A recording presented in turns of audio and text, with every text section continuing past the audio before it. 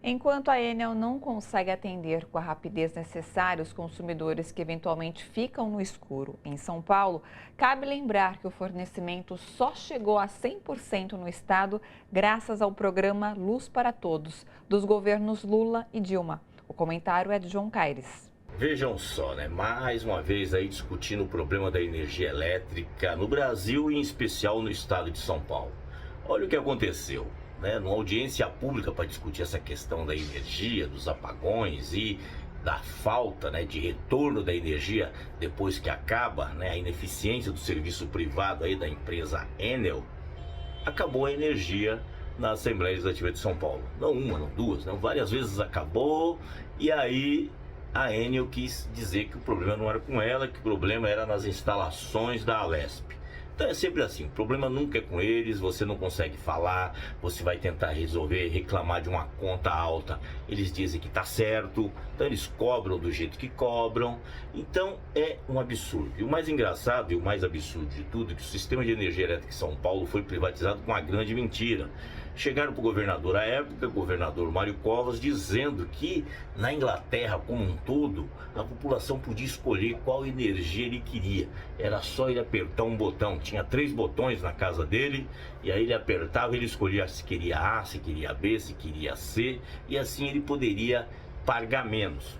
Uma grande mentira, impressionou o governador, e depois que descobriu que era uma farsa já era tarde. Aí estamos aí sofrendo as consequências, né? Então essa história de privatizar o sistema elétrico é algo que está sendo revertido em várias partes do mundo. A Internacional de Serviços Públicos tem estudos sobre isso, né? A Federação Internacional de Sindicatos de Serviços Públicos tem um estudo muito abrangente sobre essa história de estatização, eles falam de remunicipalização, porque em alguns locais os serviços eram municipais, mas é assim, é trazer de volta para o controle do Estado, para a administração do Estado, monopólios naturais, como é o caso da energia elétrica, o saneamento, que você não vai ter opção de ter 2 empresas te fornecendo água, te recolhendo esgoto. Muito pelo contrário, você vai ficar na mão de uma empresa só. A gente já sofre aí as consequências, por exemplo, das empresas de telecomunicações, no caso celular, que tem muitas reclamações. Eu mesmo outro dia tentando reclamar da falta de internet, fiquei mais de 1 hora esperando ser atendido no telefone. Então é isso. Ao meu ver, deveria ter uma empresa pública que competisse também no setor de telefonia celular com eficiência para que a gente possa cobrar do governo e eles competirem com essas empresas. No caso da questão fixa aqui, que é o caso da energia, não tem como a gente colocar várias empresas aí. No momento é impossível. Então, nada melhor do que voltar ao controle do Estado. E a gente viu que um dos problemas do Brasil não é falta de energia, é justamente a distribuição. Um dos primeiros setores que foi privatizado na era do neoliberalismo no Brasil, instalada desde Collor e aprofundada aí com Fernando Henrique Cardoso, depois Temer e Bolsonaro.